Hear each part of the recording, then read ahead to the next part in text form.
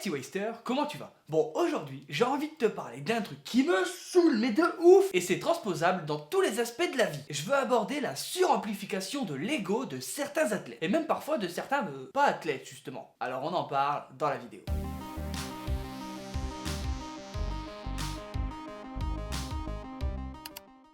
Alors attention, je dis pas qu'avoir de l'ego et être fier de ce qu'on fait, c'est mal. Non.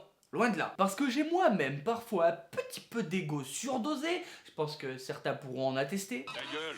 Et c'est quelque chose avec lequel je joue au quotidien. Mais pour autant, ça m'empêche pas de garder les pieds sur terre. Mais c'est pas le cas de tout le monde. Et vraiment, je le remarque de plus en plus. D'ailleurs, c'est le but, je vais clasher un petit peu là. En fait, c'est un comportement que je remarquais beaucoup quand je faisais que de la muscu. Le fameux, moi je fais mieux que tout le monde. C'est tellement détestable, putain. C'est fou ces gens-là. Mais bon, s'il est content, Gaëtan.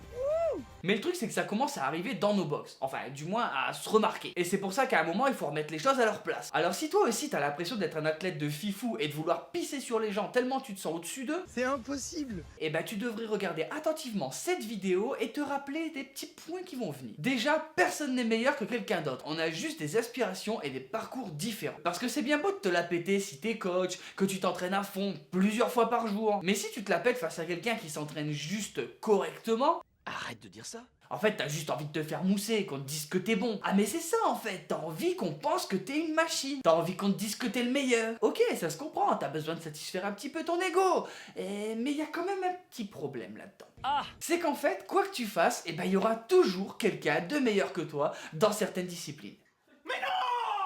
Si t'as réussi à gagner une compétition interbox contre les copains, mais youhou, je suis content pour toi. Mais maintenant, si t'allais faire un truc où il y avait un petit peu plus de challenge. Parce que c'est pas que d'arriver avec tes grands airs en mode j'ai tout gagné, mais à ce que je sache, t'es pas encore au games en train de battre Matt Fraser. Oh là.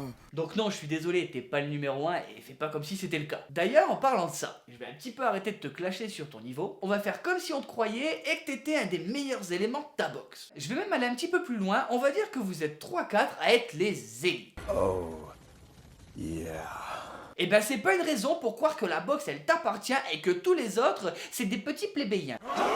Les barres qu'elles soient neuves ou abîmées, les poids, les ergots, ils sont à tout le monde. Et ça marche aussi avec les petits trucs un peu fun qu'on sort pas souvent, du genre les sleds, les yokes, etc. Donc c'est pas parce que t'as décidé de t'entraîner avec que personne n'a le droit de les utiliser. Jusqu'à preuve du contraire, tu n'as aucune priorité dans la boxe face aux autres adhérents. Moi en général je réponds merde. Je pense que t'es au courant que le partage c'est quand même une des bases de la vie en communauté. Et encore plus si à la base ces affaires ne t'appartiennent pas. Petit détail supplémentaire, tu n'as pas non plus le droit de virer les gens qui s'entraînent pour te laisser de la place. Bah quoi?